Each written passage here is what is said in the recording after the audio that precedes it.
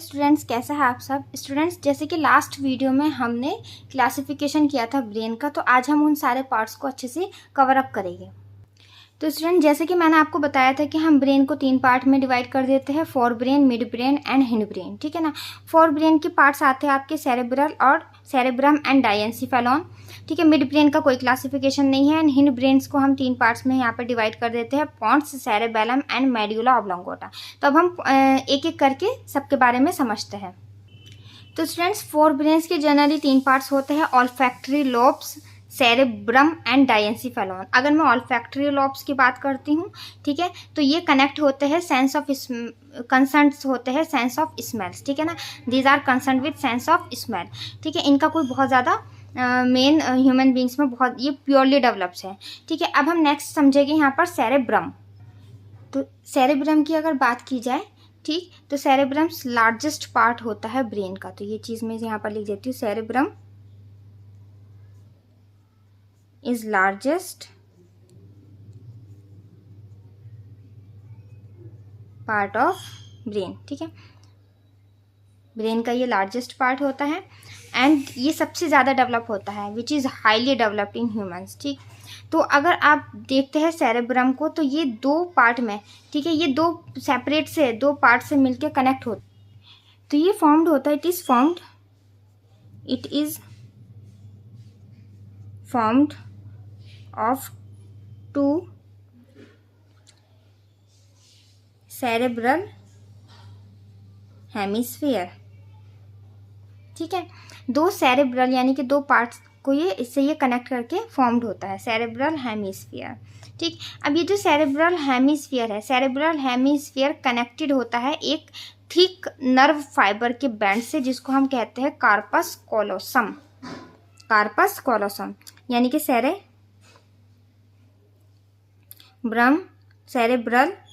Hemisphere is connected by a nerve fiber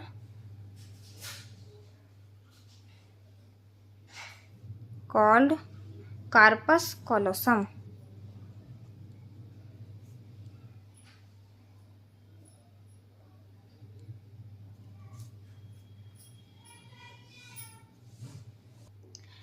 चलिए अब हम सेरेब्रम के फंक्शन समझ लेते हैं। तो इसके फंक्शंस क्या होते हैं, जितनी भी मेंटल एक्टिविटीज़ होती हैं, कौन कंट्रोल करता है? मेंटल एक्टिविटीज़ को कंट्रोल करता है आपका सेरेब्रम। ठीक है ना। जितनी भी मेंटल एक्टिविटीज़ होगी, कौन कंट्रोल करेगा? सेरेब्रम कंट्रोल करेगा, सच एज थिंकिंग, मेमोराइजिंग, ठीक है ना, reasoning, conclusions, sense of responsibility, learning. ठीक है। और they also control feeling of love, admirations and hate. ये सब चीज़ें, जितनी भी मेंटल एक्टिविटीज़ है, सब कंट्रोल करेगा आपका सेरेब्रम कंट्रोल करेगा। ठीक है। और क्या काम है इसका? सेंसरी परसेप्शंस भी है, क्योंकि यहाँ पर कुछ ऑल्फैक्टरी लॉब्स है। ठीक है। तो ये क्या काम करेगा? सेंसरी परसेप्शंस, ये भी इसी का काम है। Sensory perceptions like perceptions of pain, temperature, touch, sense of sight, hearing, taste, smell, ये जितने भी फंक्शंस इस तरह के होते हैं, वो भी आपके सेरेब्रम कंट्रोल करता है। इसको हम बोलते हैं site of intelligence. Site of intelligence. ठीक है। क्योंकि सेरेब्रम के अंदर सारी इंफॉर्मेशंस, नॉलेज, जितनी भी नॉलेज होती है इंसान के अंदर, इंफॉर्मेशंस होती है, वो सब सेरेब्रम में स्टोर रहती है। तो इसलिए हम इसको क्या कहेंगे? हम इसको कहेंगे साइट ऑफ इंटेलिजेंस कहेंगे। ठीक है ना, साइट ऑफ इंटेलिजेंस। ठीक। तो ये तो हो गया आपका सेरेब्रम का काम हो गया। अच्छा, साथ में ये वॉलेंट्री मसल्स को भी कंट्रोल करता है, जितने भी वॉलेंट्री मसल्स हो गए। अब चलिए, अब हम बात कर लेते हैं डायेंसिफेलॉन की। तो डायेंसिफेलॉन्स के अंदर क्या आता है? डायेंसिफेलॉन्स के अंदर आ जाते हैं आपके thalamus and hypothalamus, thalamus and hypothalamus, और साथ में 2 एंडोक्राइन ग्लैंड भी आती है। कुछ एंडोक्राइन ग्लैंड्स आएगी, जैसे कि आपकी कौन सी होगी? पिनियल ग्लैंड्स हो गई, pineal glands and pituitary glands. ठीक है ना। ठीक है। पिट्यूटरी ग्लैंड्स को हम मास्टर ग्लैंड भी कहते हैं क्योंकि बाकी सब एंडोक्राइन फंक्शंस को ये कंट्रोल करती है। तो जो थैलेमस होता है, थैलेमस जितने भी सेंसरी इम्पल्स होते हैं उनको रिकॉग्नाइज करने का काम करता है, जैसे कि heat, cold, pain, light, pressure, इन सब चीज़ों को। अगर बात की जाए हाइपोथैलेमस की, ठीक, तो हाइपोथैलेमस का भी बहुत इंपॉर्टेंट फंक्शन होता है। ये कंट्रोल करता है फूड इनटेक, थर्स्ट, है ना, प्यास लग रही है, बॉडी टेम्परेचर जिसको थर्मो रेगुलेशन कहते हैं, रेगुलेट ऑफ हार्मोनल सिक्रीशन। ठीक है, अब पिट्यूटरी ग्लैंड्स किस हार्मोन को कितना सिक्रीट करना है तो उसका फीडबैक, उसका जो कंट्रोलर सिस्टम है वो भी कौन है, हाइपोथैलेमस। हाइपोथैलेमस कमांड करता है पिट्यूटरी ग्लैंड को और जिसके थ्रू हार्मोन्स का सिक्रीशन होता है कि कौन सा हार्मोन कब सिक्रीट होना है, कब नहीं सिक्रीट होना है। ये सारे काम किसके हैं, हाइपोथैलेमस के काम हैं। अब चलिए बात कर लेते हैं मिड ब्रेन की। तो स्टूडेंट्स, मिड ब्रेन्स के पास प्रेजेंट होते हैं नर्व फाइबर्स जो कनेक्ट करते हैं फोर ब्रेन और हिंड ब्रेन को आपस में। ठीक है, अब इसके बाद नेक्स्ट आता है आपका हिंड ब्रेन। हिंड ब्रेन्स के अंदर क्या पढ़ते हैं, हिंड ब्रेन के अंदर हम पढ़ते हैं सेरेबेलम एंड पोन्स। ठीक है, अब जैसे मैं बात करूँ यहाँ पर सेरेबेलम की बात करते हैं तो सेरेबेलम्स आपका क्या है, ये सेकेंड लार्जेस्ट पार्ट होता है ब्रेन का। फर्स्ट लार्जेस्ट पार्ट क्या था, सेरेब्रम। सेकेंड लार्जेस्ट पार्ट क्या है, सेकेंड लार्जेस्ट पार्ट आपका क्या है, सेकेंड लार्जेस्ट पार्ट। ठीक है, ये चीज़ याद रखेंगे। ये सेकेंड लार्जेस्ट पार्ट होता है बट ये सेरेब्रम से बहुत ज़्यादा छोटा होता है। इसका फंक्शन क्या होता है, ये कंट्रोल करता है बॉडी पोस्चर्स। बड़ा इंपॉर्टेंट काम है इसका, इट कंट्रोल बॉडी पोस्चर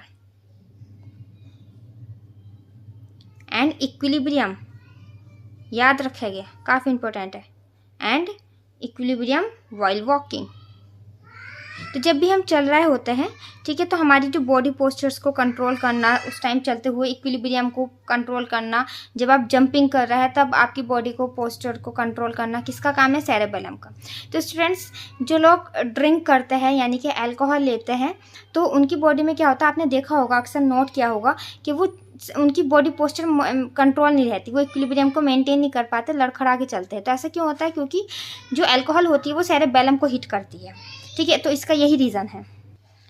अब नेक्स्ट पार्ट आता है आपका हिंड ब्रेन का, नेक्स्ट पार्ट आपका क्या है, पोन्स है। ठीक है, पोन्स आपका सेरेबेलम के ही पास में, सेरेबेलम के ही नीचे, मतलब साइड में पोन्स प्रेजेंट होता है। अगर पोन्स की बात की जाए तो ये ट्रांसफ़र करता है impulse from one hemisphere to cerebellum, और साथ में इसका काम क्या होता है और इसका फंक्शन होता है, ये कोऑर्डिनेट करता है muscular movement, coordinate muscular movement. जब हम रेस्पिरेशंस करते हैं तो रेस्पिरेटरी रेट्स, राइम्स वगैरह को कंट्रोल करता है आपका मेड्यूला। ठीक है, तो वहीं पर थोड़ा सा काम आ जाता है इसका पोन्स का। अब लास्ट पार्ट जो है आपका हिंड ब्रेन का, विच इज़ मेड्यूला, एंड काफ़ी इंपॉर्टेंट है। अब हम ये समझ लेते हैं।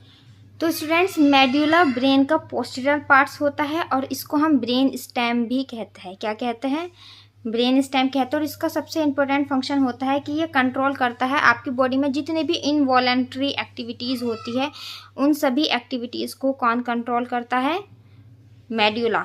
ठीक है, तो जितनी भी इनवॉलेंट्री एक्टिविटीज़ होती है, involuntary activities such as peristalsis movement, ठीक है, हार्ट बीट, ब्रीथिंग रेट, तो यानी कि जो हमारे कंट्रोल में ना हो, जैसे कि हार्ट बीट, ब्रीथिंग रेट।